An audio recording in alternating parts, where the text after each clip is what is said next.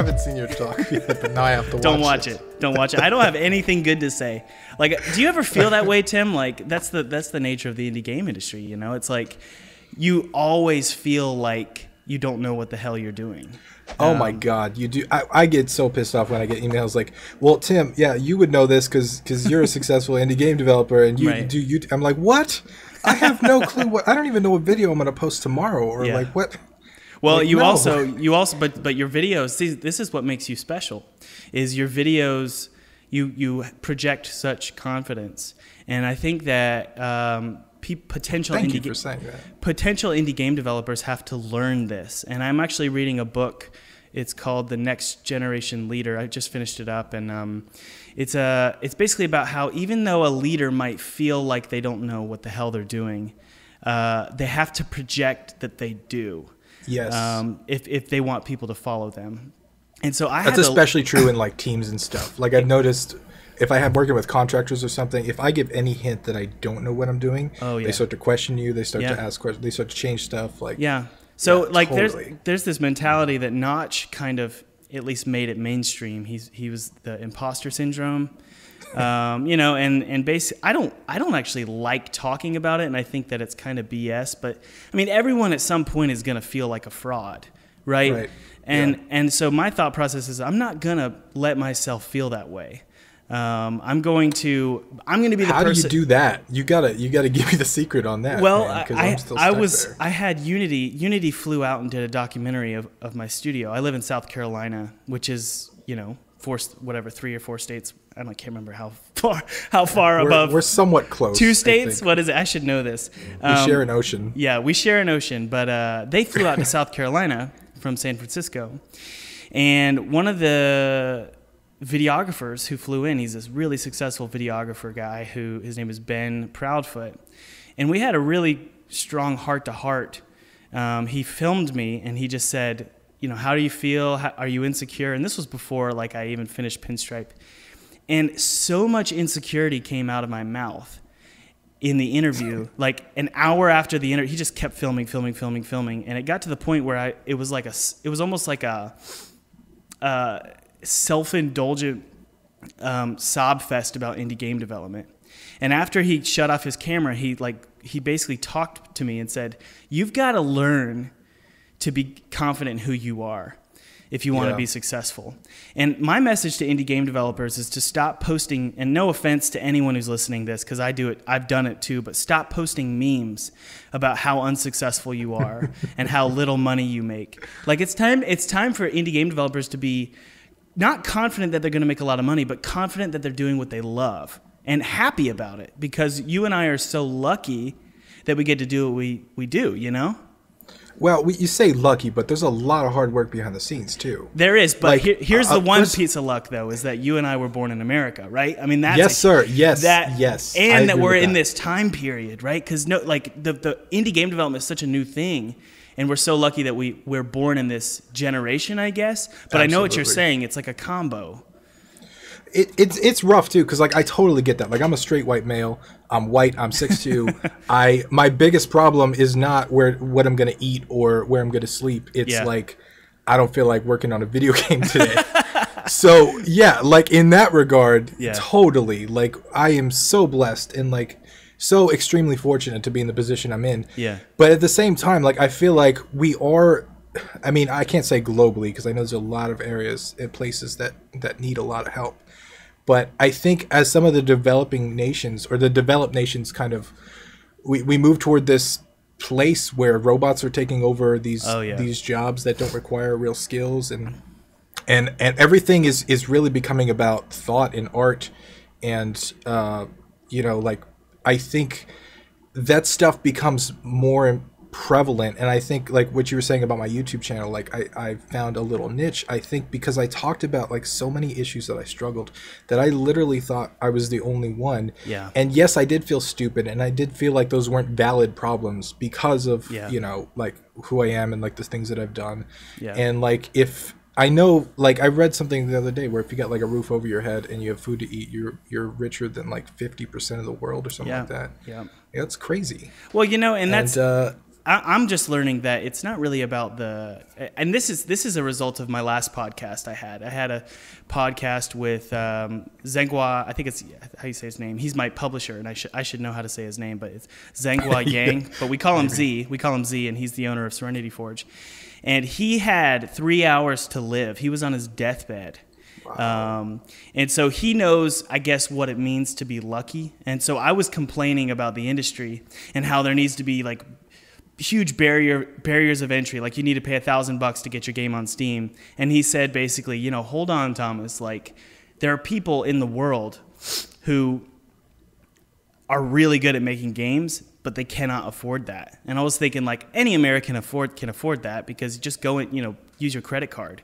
But you forget that people, like especially on these indie game groups, like on Facebook and stuff, like a lot of them are people from, you know, the Middle East, you know, places that maybe you can't fully afford that kind of stuff. But I hear what you're saying. Like it's such a great time to be alive, and the fact that you and I worry about, you know, what we're going to make for our project or the stresses of indie game development is like, that's like so cool that's the only thing we're worried about, you know? And I see that from two different perspectives. Like one, I totally agree with you. There are some people that are extremely less fortunate than us, and they can't afford any of the stuff that we do. Like they're worried about where they're going to sleep tonight. But at the same time, like I have this belief in me because like I grew up super poor. Like my parents would fight about money all the time. Right. We were living in HUD apartments. Like we were living in ghetto ass areas. Wow. What I did when I like built a company is like it took so much like willpower and force that I didn't even feel like I had to just like, and I wouldn't even say make it, but just like survive, especially in like Los Angeles where like rent, it was like super high, and like it took just so much like work and effort that I feel like a lot of people, when they complain about stuff, really what they're saying is they wish it was easier. They wish they didn't have to put in the work. Yeah, I hear you, man. I hear you. When I first started talking to you, I didn't know you lived in LA. Did you live there your whole life? So I moved there with a suitcase when I was 18. Oh, no way, dude. And I lived there for 5 or 6 years, and wow. I built a marketing company there, and I sold it, and then I got the hell out of there because that almost destroyed me mentally. Wow. Well, tell me why, if you don't mind. Okay, so I kind of have to tell you I'll try and give you the quick version if I can. So I built this piece of software that was for game developers. Basically, there was this engine called FPS Creator, which was drag and drop, make an FPS game. Mm-hmm. But it was really hard to get your own assets into that engine, and it was a great engine. It's just every game that came out of it looked the same because they were using all the cookie cutter assets. Gotcha. So I made this piece of software that would allow you to import your own assets into there. You would like load it in, set the animations, set like the health of the enemy or whatever, click export, and boom, it's in the engine. And I put it online for sale for $5, and nobody bought it. And I was destroyed because I spent so much time in my life trying to build this thing that I thought for sure was needed because I used it every day, and nobody bought it. And so I started researching marketing. I got a bunch of books. I read a bunch of stuff. I redid the landing page. I messed with a bunch of stuff. I raised the price from $5 to $29, and it started selling like crazy. No way, dude. And I made like 6 figures as a high school student trying to like with some random thing on the internet. Yeah. And it was like, what is going on? Like what? Like I used to joke because I had this PayPal card and people would pay via PayPal, and the PayPal card never ran out of money. And I was just like, what is going on? And of course that ended. You know, the engine went outdated and that stopped working. But my dad had a friend in LA that owned a real estate development firm, and he had 19 different properties. And he was talking to him one day and said, "Oh, my son knows marketing, blah, blah, blah." And I managed to get a meeting with the guy, and he was like, "You know marketing?" I was like, "Yeah, totally. I did this thing, and I marketed this thing, and it's great." And he ended up giving me a job where basically they gave me a place to live in exchange for doing all the marketing. And then I did marketing for like the 19 different properties. I built them all websites. I did SEO. Wow. I did a bunch of stuff for them. Just learning as I was going. Yeah. And then using that, sounds like you got a phone call. No, that's okay. We'll keep it going. It's life. Yeah, it happens. So learning all that, I had those 19 properties as like a portfolio. So then I started a marketing company, Right. blah, blah, blah. It turns out a couple years later, I kind of realized like, what the hell am I doing? I was supposed to make video games. Yeah, and dude. I'm doing marketing. Yeah. And then on top of that, I was starting to get to the point where, you know, it's a company. You have to make money. And so I was taking on clients that like I didn't believe in their product. Yeah. And I was in like the moral obligation of like having to sell something that I don't think people should buy. Yeah.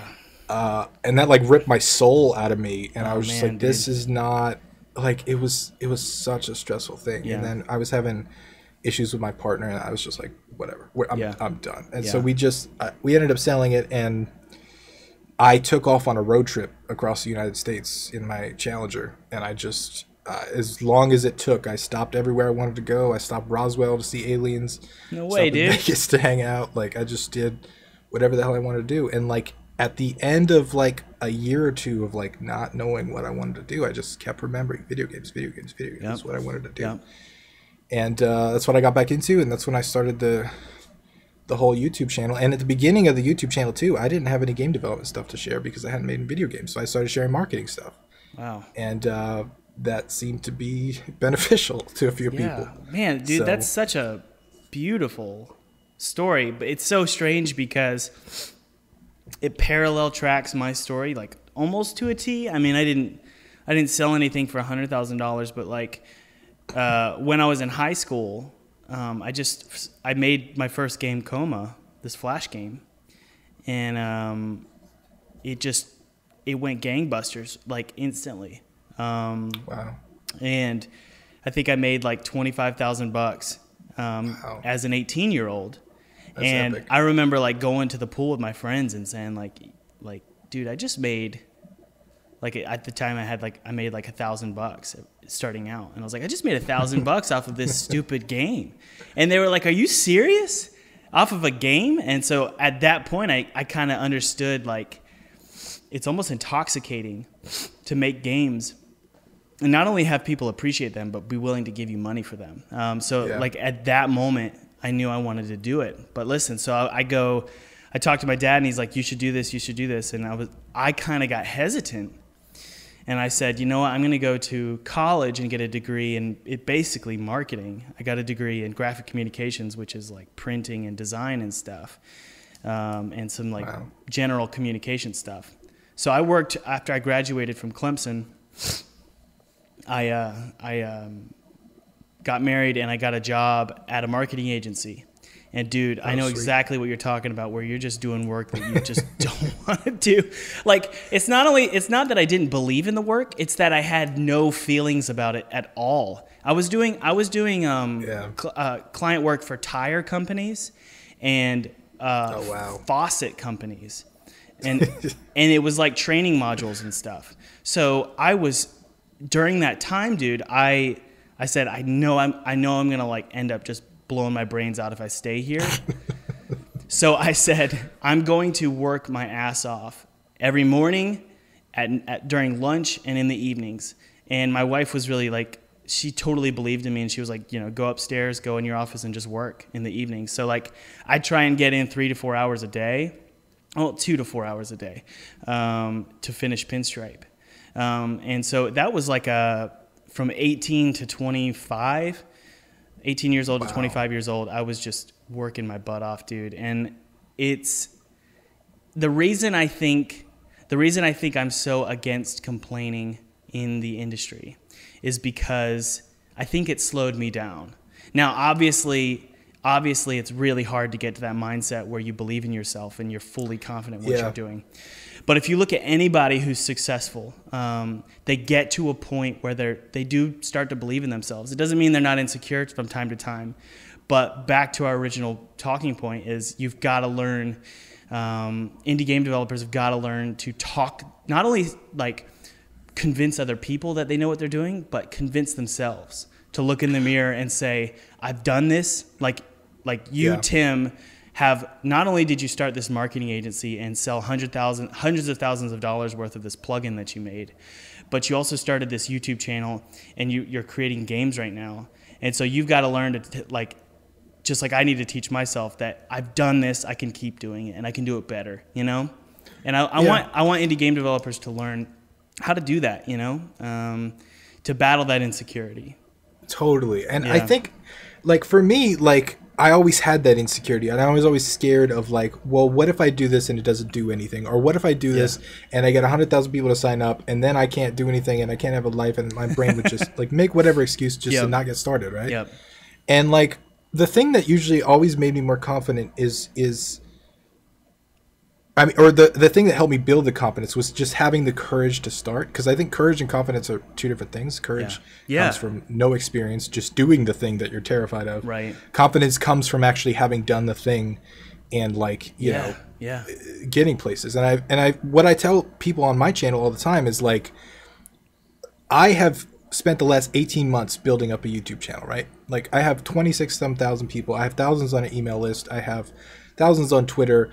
I could come out with a rap album right now and I would get sales, right? Like, it doesn't matter what I do at this point because I have people paying attention. I've spent the last 18 months making people care about what I say. Right.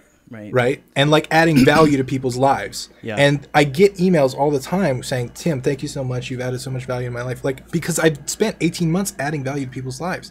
And when I come out with something, when I release a game, like, by default, I get more players than everyone else that's not doing anything. Like, you get zero by default, right? Zero people play your game, zero people download your song or whatever, zero. And if you don't put in the work to actually build up something and make people care about it, like, you shouldn't complain about that. That's just how the world works. I think you're taking, I always say, I was talking to my intern about this. There's, if you think about the indie game industry is like a maze, like a hedge maze. There's like a pot of gold at one corner or something, and that's what everybody's looking for. Everybody's in the hedge maze, but there is a way to get out of the hedge maze, bypass the whole damn thing, and there's a backdoor entrance. And my point in saying this is that if you're clever enough with your marketing, and if you're clever enough with how you approach the sale of your game, it is possible for you to fund your studio and have revenue coming in from your games in a way that you didn't expect. And so I think with you, you're in a really good spot, Tim, because you've got 26,000 followers, right? 26,000 subscribers on YouTube. Yeah, it's close to that.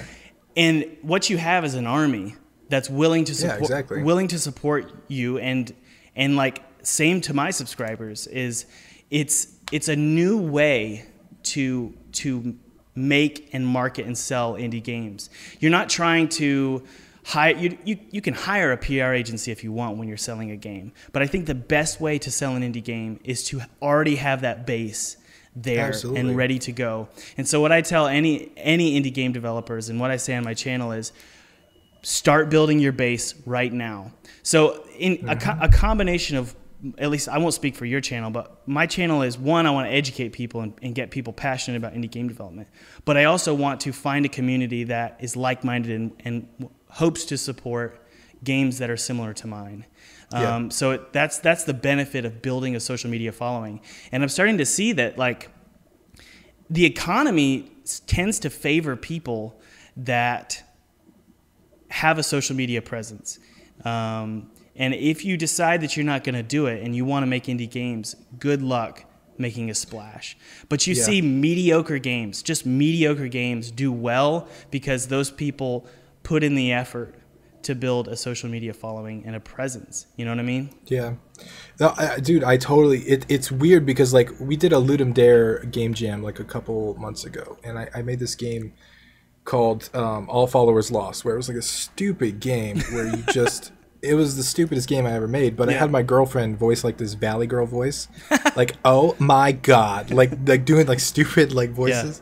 And I wasn't thinking... I was streaming the whole thing, and, like... Then I just put it up there and I completely forgot about it. And I realized, like, I came in like 13th place or something in the total Ludum Dare. And, like, it kind of made me realize, like, holy shit, like, that wasn't a result of the game that I made. That was a result of, like, the exposure that I had the ability to put on my project at any one time. Right? Like, and I realized that was the first time that I kind of realized, like, what had happened. because I didn't really like every other Ludum Dare. It was like 5,000 place or something like that. You know, like it's some, and then to just go 13th, it was just like whoa, like that's And that's a result of your following. Is that what you're saying? Yeah. And I to be honest, and since then, Ludum Dares, I'm extra careful about that because I don't want to throw stuff. Like I feel like it's I don't want to just send a bunch of people there and have them exactly. It's a balance. But it's also kind of a brutal truth that I think my subs and anyone who wants to make indie games, they need to understand the value and the importance of indie game marketing and building an army that supports your games. Because I spend, it's so sad, but lately, dude, it's been like 70% of my time is spent just marketing and building a following and building a press list and building an email list. And like, a little bit of time is spent actually working on games. Yeah. And that's a sad thing. And like, that's why I hired an intern recently, because he's doing an amazing job. His name is Tripp, and he's just super talented. SCAD grad, Savannah College of Art and Design. And he's helping out with the marketing side of indie game development, because if you don't have that side of the equation sorted out, you're likely to fail. Pretty bad too. So just to repeat that, so there are 3 people total working on your project? No, just yes, you're right. I was about to say no. You're the Serenity Forge guy, and then your intern. You are spending 70% of your time on marketing, and your intern is full on marketing. Yeah. Well, here's the thing. So he just started working with me. So like I'm slowly trying to transfer the sort of a glossy smooth system over to him so that he can knock that out. So technically more than half of your team is focused on marketing. Yeah. You can say that. I mean, think about who we were competing with, Yeah, exactly. And so you have to. You can't $500 million budgets. Yeah, exactly. And even these quote unquote indie game studios, they're not really indie game studios. They've got like 20 people on their staff, and they've got these $1 million budgets. So and I'm not resentful of that, but I'm just saying no. You've got to fight it. You've got to fight and try and get that exposure, because if you just try and drop your game into Steam, even if it's like, I imagine, how would Braid perform? You know Braid? Totally. Okay. Yeah. How would Braid perform if they dropped it in the Steam store now? Yeah. I agree. And it's just a question, and obviously maybe they had a great marketing team and they did a great job with marketing. I don't quite remember, but if they just dropped it in a movie, that probably helped. Yeah. So are you a child? Are you influenced by that documentary? Did you start your indie game career because of that documentary? I didn't start it, but when I saw it, it definitely brought back because I was in the midst of all the marketing stuff, and I was just like, why? Yeah. Is that not what I'm doing? Yeah. So what about... Go ahead. I was just going to say that documentary, as much as I love it and as much as it's feel good, it does not paint an accurate picture of what's going on, because Edmund specifically, he's a marketing machine, man. Oh, yes. If you've seen his Kickstarter for the Binding of Isaac card game, oh my God, I have never seen so much stuff put into like a Kickstarter. He is a genius. He is an absolute genius, and I've been fortunate enough to like get some advice from him through email. So I'm a big fan of Ed. But you're right. Like when you look at all these, like for example, Undertale. If you look at Undertale, you go, oh, it's made by Toby Fox. It's this one guy. But if you actually look at the credits, you realize, this is a big project with lots of people involved, and so. Potential indie game developers who are listening, they shouldn't feel bad if they're not making a huge impact and they're not making a lot of progress, and it's just them, or it's just 2 of them. Because, frankly, if you're making any progress and you've even made that leap, you should feel really good about yourself, because it is a huge burden to bear. And I used to be the guy who said, I'm going to do everything on my own, and that's my shtick. And now I'm like, to hell with that. Like that's a recipe for major depression and anxiety, which I would love to talk to you about that, because I know that I saw some of your videos, you struggled with that. So what about indie game development, or maybe was it just marketing, or was it even your career that put you in that position? Okay, this is going to sound like such first world white person problems. But honestly, what contributed to all was just being in a comfort zone, I think. Yeah. To be honest, just like I said, having a roof over my head, having food to eat, not needing to put out the game, but wanting to. Yeah. And then like that was toxic for me. Wow. Because like, I don't know. There's something about like human psychology where when you're in a comfort zone, like it's rough to break out of it. Like right now, if somebody were to take everything that I own, strip my bank account, like take my car, just boom, I guarantee you I could have it all back in 6 months to a year. Yeah, me too. Like it would motivate the shit out of me, right? Like because I've been past due on rent. I've had my phone shut off. I've had my car repossessed. I know what that's like, and that stuff activates me. It like draws this like core primal force out of me. I think that will make shit happen. I love what you're. See, it's so funny. It's so funny when I talk to other indie game developers. They totally. It's like the same mindset. This sort of go get 'em attitude, and also embracing suffering and embracing sort of pressure. I find that who did I have it? I actually posted a vlog last week about how, for me, like weightlifting and just putting my body under pressure makes me happier. And the same is true with just responsibility in general, and putting a lot of pressure on yourself. For some reason, there's this like primal, like caveman instinct where everything is fine. And you're like, I can do this. Like, I'm good to go. And when I find that exactly what you're saying is true, which is when you're comfortable, for some reason you worry so much more about stuff. It's ridiculous. I'll never forget the day my car got repossessed. I was like, I wasn't living anywhere. I was practically homeless. I was living with my girlfriend. My car was parked outside. We wake up and it's not there. And I was getting phone calls and I was ignoring them, and I just had ignored all of my bills to the point like it was just insane. And I remember this like calmness that came over me then. Yeah. Like it wasn't panic. It was just like, holy shit, nobody can take anything from me anymore. Yeah. Well, it was just like, I'm good. Well, when like there's no more. Yeah. When everything is taken from you, you realize that it wasn't you. Yeah. Right? And it's not part of it's not I part think of your that was identity. a big part of it. That dude, oh my God. So that was a big part of it, because like I had the Dodge Challenger, right? Mm-hmm. I had this brand new, beautiful Dodge Challenger, and I bought it. It was way too expensive for me at the time, but I bought it anyway. And like when that got repossessed, it was like that was part of my identity. Like I had created this like successful startup-y marketing guy that drove a Dodge Challenger, and that was like a core part of who I was. Yeah. And that shattered when that car got taken away. I love that. Because it was like there was no more of that there. I couldn't pull up somewhere and people could see it. I couldn't pretend that I was that. It was just like gone. Well, can you imagine? And go ahead. It was I'm telling you, like most people, like when I tell the story, it seems like it was one of the worst days of my life, but it was like the sense of like calm strength. Like, no, it's all good now. Like it's just peace. Yeah. Like it's just, I'm gonna make shit happen now. Yeah, I think the avoidance of failure results in like a spiritual or / depending on where you are in the spectrum, or an emotional failure.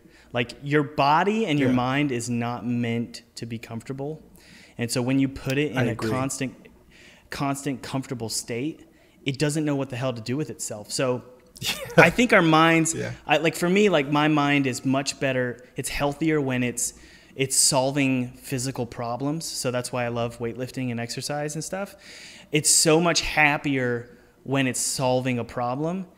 Now, if I'm not solving a physical problem, it'll jump to some emotional problem. It'll find something to be worried about. Yeah. So I'm just like, okay, well, I'll connect my worry to something physical and tangible that I can solve in an hour.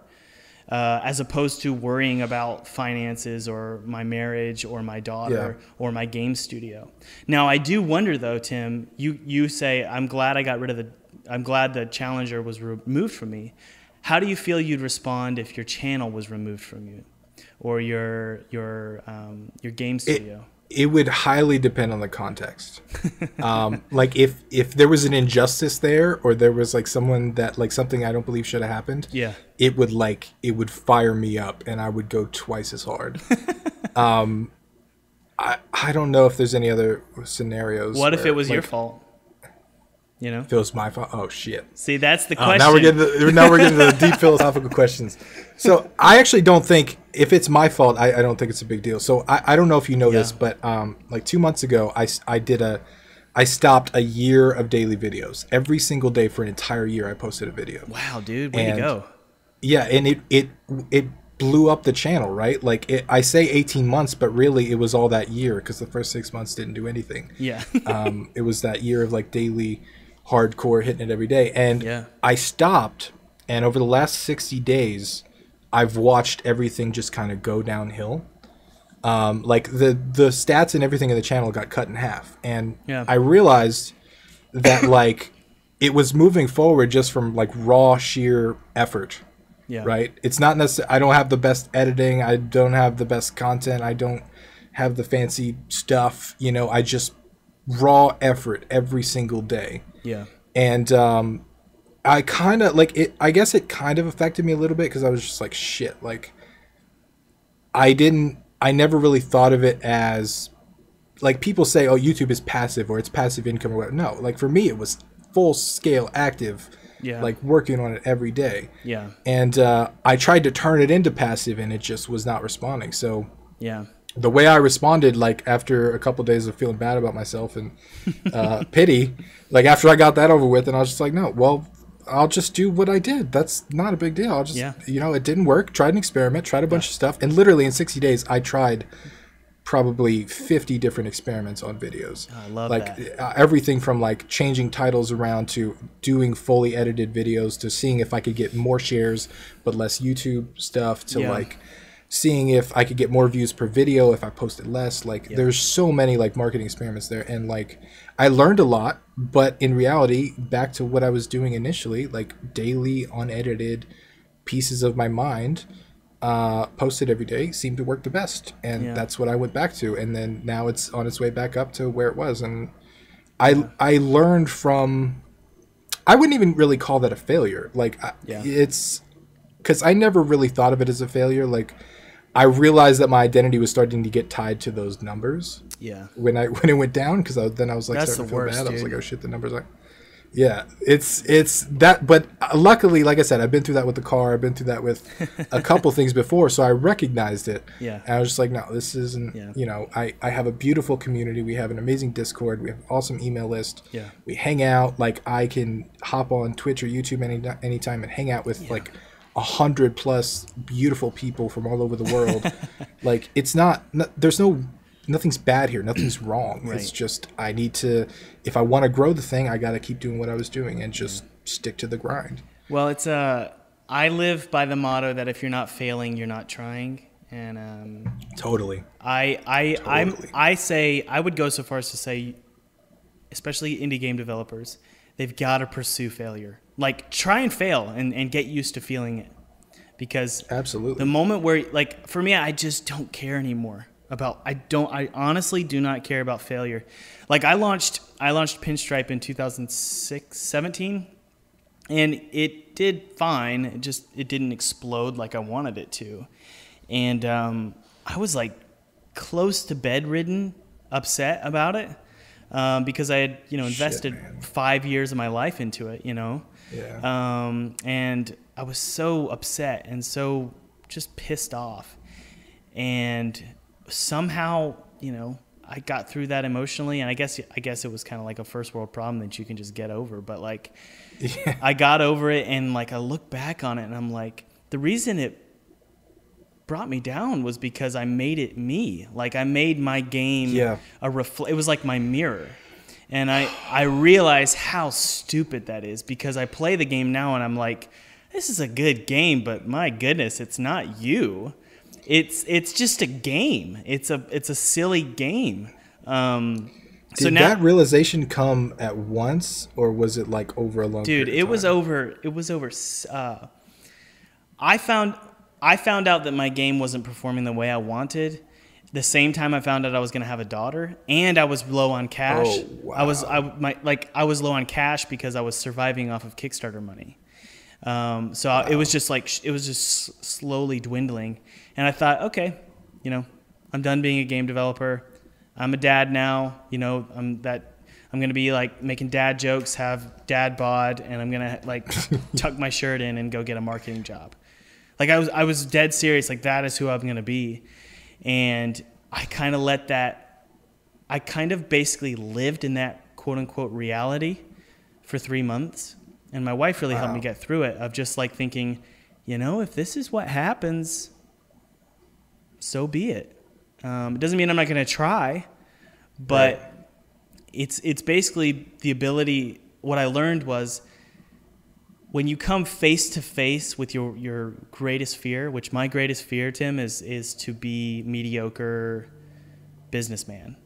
You know, that's my greatest fear, because for some reason I cannot work for a boss. I hate working for a boss, and I hate when I can't put my ideas onto a screen. Like my ideas, not someone else's ideas, which is why I hate marketing, or at least taking on client work. So that's my greatest fear. Like that's my boggart, right?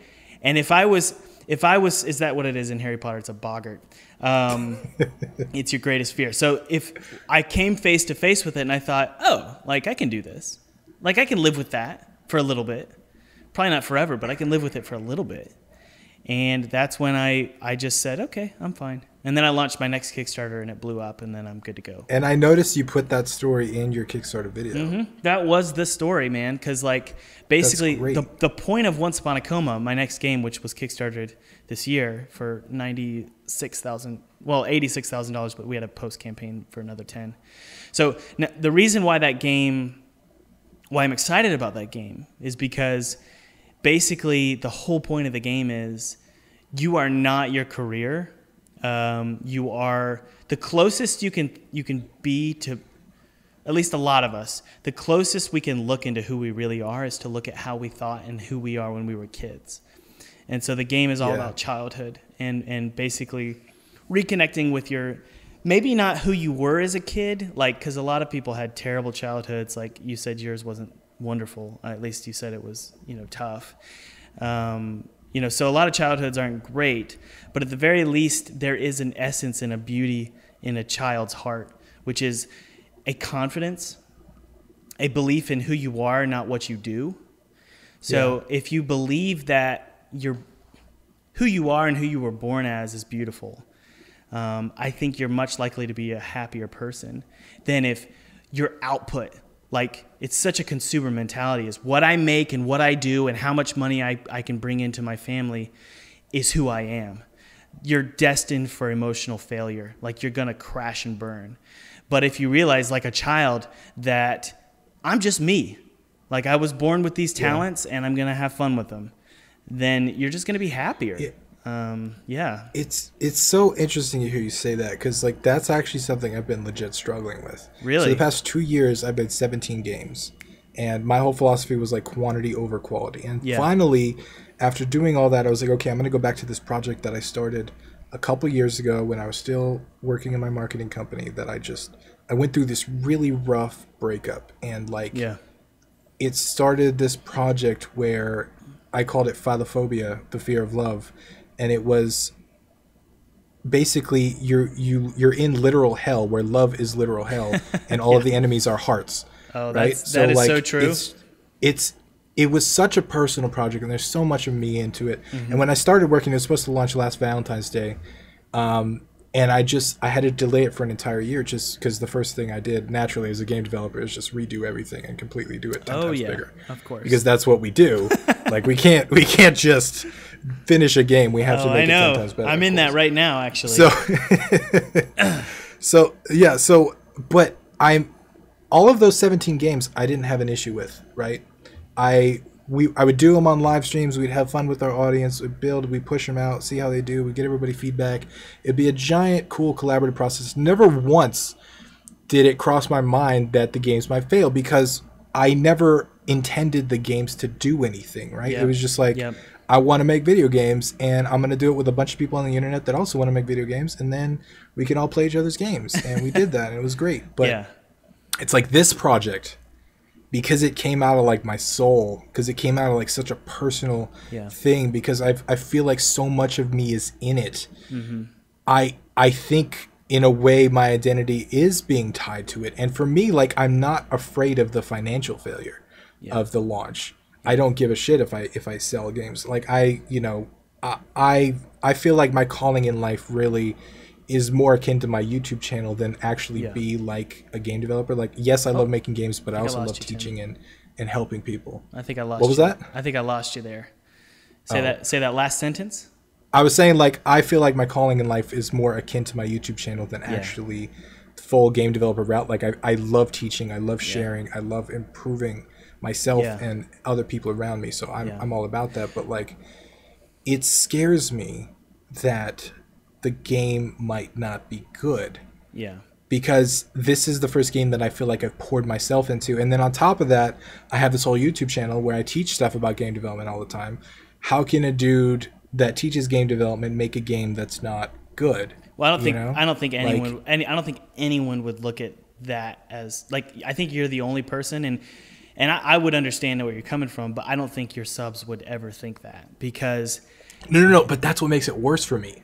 Because when I ask them what do they think, they say, "Oh, it's great, Tim," and I'm like, "No, fuck you. You watch my videos." Let's say your subs were like, "Okay, this game is bad." I don't think they care. It's the same reason why a coach can't play as quarterback. It's because he's much better at leading a team, or in your case, I don't know whether your games are good or not. I have not played your games, but let's say your fear is realized. It doesn't matter because there are people who can coach and lead even if they can't do it themselves. And the team doesn't care whether the coach can throw a Hail Mary pass, because I assure you most coaches probably cannot. So I think that it doesn't really matter whether or not. And in my case as well, I've thought about that too, because I've made some serious mistakes with my games, but I just don't care. Like I know what I'm passionate about, and I know that I have really good things to say. And like I've learned from your channel, I've learned a lot from your channel and applied it to my games. So I don't care whether you are pumping out quality games. I bet you can. I'm sure you are. But I'm just learning, dude. Yeah, like back to what you were saying about how you're like how this game is received might affect how you perceive yourself. What I'm learning is I love history. So if you look at history, artists are never perceived as quality until they die. Yes, lesson learned. Learned. I gotta go die. Yeah, and alternatively, what you do see is artists that are really popular and then die. Their work becomes irrelevant. So my point is that I agree with that. Good work, it's almost so abstract. The term "good work" is so abstract that you almost have to just throw it out altogether, because we don't really even know what's good and what's not. Yeah, that's true. Like, it was just interesting to hear you say that from a past tense and me saying it from a current tense. Yeah, exactly. I was just thinking about Majora's Mask, actually. Have you played Majora's Mask? I have not. Okay, that game was received terribly. It was the sequel to Ocarina. Well, I guess it's kind of a sequel to Ocarina of Time, and it was received terribly. It was horrible, and people thought it was just a garbage game, and at least that was what I remember. And now looking back, it's like aged like a fine wine. Yeah. It's got this huge cult following, and so the point there is, I believe in Pinstripe. I believe it's a great game, and it's still bringing in residual income, and it was successful in that, Time Magazine loved it, Washington Post loved it, and it has a really good user score right now on Steam. I think it's 9 out of 10. But you're such a marketer, dude. but it didn't perform like I wanted it to. And I can't sit here and say it didn't perform how I wanted it to, therefore that is what it is. Like, its performance does not equate to its quality. And the same is true, like if you watch movies like It's a Wonderful Life or something, the whole point of that movie is you don't know your value. The last person to know their value is the person themselves. The people who know their value Totally. are the people who listen to their friends and their family and say, okay, this is who you are. So if we're like listening to what our game is telling us and how good our game is, and even what people are saying about our game, and then having that reflect on us, that's just not an appropriate way to look at yourself. No, I agree. Yeah. Every time I've done something in life that I feel is worth, like, notable, it's always been from that place of, like, let's just do it, and if it doesn't go well, oh well. Let's just, like, make it happen. And some of the craziest experiences in my life, like, I never once thought I would build a marketing company. That was just the result of me seizing opportunities, you know, left and right. Yeah. Same thing with, like, some of the games that I've made. Like, seriously, there's been times where I've gotten on stream, had no idea what we're going to create. 2 days later, and, like, I've made a game with the entire stream, just using a bunch of ideas. Like, we made a game that I took, like, it started out as this prison break game, and then someone suggested we put gnomes in it, so we put gnomes in it, and then someone else was like, hey, I have this heavy metal track we can use, so then it ended up with gnomes and heavy metal, and then I was like, okay, well, let's just shoot plants. Yeah. And then, so it's gnomes shooting plants to heavy metal, and then there's this old guy that flicks you off, and it's like, that you have to have that, like, courage and that confidence to do stuff like that, because if you're constantly wondering, like, oh, will people like this? What will people say? Like, will this work? Will this be, like, it just destroys your brain and stops everything from working. It's what you just described, was that you're being playful with your development of your game. Yeah. And playfulness inherently includes courage. Like, that's what it comes back to our discussion about kids. Yeah. Kids have such an easy time being playful because they're courageous that they're not going to get hurt, and that they're not going to embarrass themselves in front of their friends. So they're just not afraid. And I think that's so, if you're going to make a damn game, you better be playful. Otherwise, it's going to be a boring game. You got to know how to play while you're making your game. And so I think that's especially important, to just be playful. And what I want my subs to know is that if you're making a game that you're not passionate about, good luck being playful, and good luck making a good game. Because if you're going to be an indie game developer, you have to learn that it's going to take you years before this game is done. If you're going to be committed, it's like a marriage, right? If you're going to be committed to this, for me, if I'm going to be committed to my wife, I better like her. You know, I hope that I like her. Otherwise, it's not going to be successful. And so the same is true with your game. I see so many people that are like, I want to make a game about this, and I'm like, are you passionate about that? And they're like, no, but it's what I'm good at. Like, same thing in startups, dude. Yeah. I see all the time. Like, I got this idea for this app about this Uber for lawnmower people, and I'm like, yeah, but do you like lawn care? Yeah. Or do you know stuff about technology? Yeah. Like, you know, do something that you love. I agree. Right. It gives you that energy that you don't get otherwise. Like, my game Philophobia, it's 3.5 years going on now. And wow. I'm so sorry. A struggle. Because I know how you feel. As much of a struggle it is, like, it is so, like, core to, like, my being that, like, it has kept me going in all this time. Like, it's you need that passion. I don't think passion is unlimited motivation. Don't make that mistake. Don't think that just because you're passionate, like, you're never gonna stop wanting to work on it. You're gonna hate yourself for your project at some point. Yeah. But, well, I mean, like, you gotta do that. You gotta move past the fear too. Like, so many people tell me now, it's bizarre.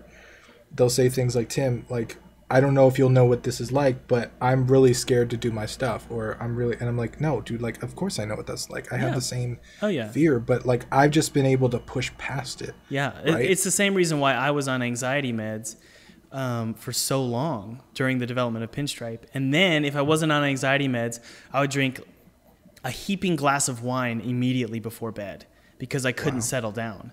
I had a huge problem. And so I totally understand where anyone is coming from when they say, I've got anxiety about game development, or I'm afraid. It's a scary thing. And I think people who aren't game developers look at us and like, why are you so afraid? What is the problem here? Yeah, it's bizarre. It's like, I would rather drop my pants in front of the world than show them my game. You know what I mean? Because it's so much more of a revelation of who you are. It's not fully your identity, but it's much more of your identity than your crotch, you know? Well, I think it has to do with, like, so if you're a painter, right? You paint stuff and that's what you do. You stick to that, you're great at that, and it's all good. If you're a musician, you make music and all that stuff. But like game development, especially solo game development, it takes art, it takes programming, it takes music, it takes sound, it takes interactive experience design. Yeah. It takes a knowledge of like how movies work and how people perceive things. Yeah. Like it takes all of the art forms and rolls them into one like significantly complicated piece of technology. Yeah. And so you're talking about art, like this is the ultimate form of art, right? Yeah. And that can make it so much more personal because it's not just if someone says, "Oh, I don't like the game," and you're the artist, but you say, "But it was beautiful, right?" You know. So, but whereas like if you made the whole thing, and someone says the game sucks, they're saying every piece of your art, every individual piece, like is bad, and that can hurt, right? That's like crazy. Yeah, I've never thought about it like that. Like if I get, I do try and read my bad reviews as much as I can on Steam. But I just don't like to, but I try, and that is. What's the logic behind that? Well, I think it's important to grow from the negative comments. You're trying to build your tolerance. Well, two things. First, it does grow. It's kind of like the body responds. I'm into like weightlifting and stuff. So the body responds to physical pressure. Like when you tear a muscle, it comes back stronger. It's like Piccolo in Dragon Ball Z. But at the same time, the mind is the same exact way. So if you read a bad review, or you check your bank balance, or you have a conflict with a family member, or your wife, or your husband, or whatever, girlfriend, whatever, if you approach painful, I guess, reflections of yourself, you're much more likely to, one, learn to disregard them, or two, embrace them and say, you know what, you're right, I need to change. And so either path that you take when you receive a negative comment is a good one. The only other path that's bad is getting angry and saying you're not going to listen. So that's why I like to read my negative reviews as much as I can. And frankly, like most of them are great, like stuff that I would write. I'm not sitting here thinking my game is great. Like I know where the glaring problems are. And so I'm happy to read them and you of all solidify people. them. Non-developers don't seem to get that like you have a giant list longer than they could ever write of stuff that's wrong with the game. Right, exactly. Yeah, if you made the game, you probably know what's wrong with it. And it's the same reason why when you're in an argument with someone and you know you're wrong, but if you've got such a hot head that you can't take it, then the same things that they're telling you you're wrong about are the same things that make you the most angry. And I think that game developers need to learn to just take it in. You're a human being. You're not a perfect developer. Your game, I mean, if you compared your game to, let's say, if a god or like this higher intelligent being, like an alien, made a game, if you compared your game with that entity that made this epic, like infinitely better game, your game sucks in comparison. So I think that game developers need to learn to look at their games as a tiny, small little creation. And it's not a big deal if it sucks because you're just a human. Yeah.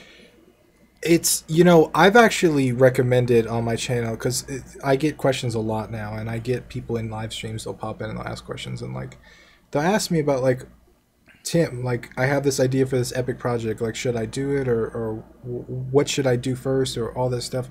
And like for me, the biggest thing that helped was like this, I embraced everything initially with this quantity over quality idea. Yeah. And that helped me like kind of get rid of the fear of like making something bad, right? Because I'm not going for quality, I'm going for quantity. Yeah. But it also kind of like when you make a few games or even paintings or whatever, you learn the stuff that most people get wrong. You learn all the commonalities. You learn that, okay, this usually takes longer than I thought it would, and you learned all this little stuff, and like it tends to build confidence over time. And like that's why I made, over the 2 years I made the 17 games that I made, most of them are small mobile games. Most of them are one mechanic games. They're smaller, but like that was more valuable than the 3.5 years I spent in college trying to learn game design. Yeah. Right? Like that was like a crash course in how to make games. And like when it came time to a longer term project, it helped tremendously. There's also very different challenges with a longer term project. But it's I think a lot of people, they dive right into their like super epic fantasy game, and that may work for some people. Yeah. But most of the time, like, that can be dangerous. Yeah. Like, you said you made Coma when you were a kid, right? 18, 17, 18. 18. So I guess a kid. Did you make any other games besides that? Before that, I made a game called Flash Geometry Wars, which was a complete ripoff of Geometry Wars, but just a Flash version. And that was the first time like I was able to Google my name and find it. So that was cool. Wow. That was a fun feeling. And then after that, I made a game called Skinny. And Skinny was kind of a flop. I mean, it did okay it was like this game about a robot. But after that, I went full force into Pinstripe. 6 years later. And so you made a few games before that. What's interesting is, like, because I mentioned your name to my girlfriend. Funny story that I'll tell you a little bit later about how she introduced me to you like a year ago. It was funny. But it was interesting that, like, when you talk about Edmund McMullen, people say, oh, he made Super Meat Boy, right? Yeah. And then he made Binding of Isaac, and those are the only 2 games he's made.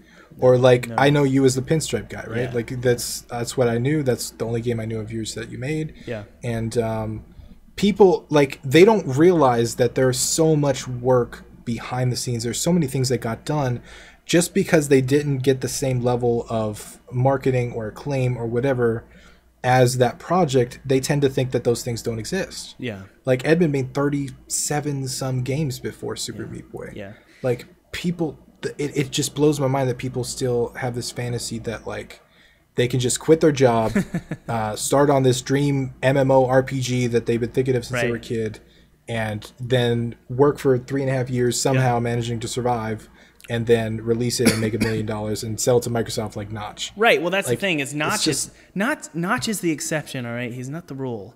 And so somebody was trying to encourage me during Pinstripe's launch, and I won't say who it was.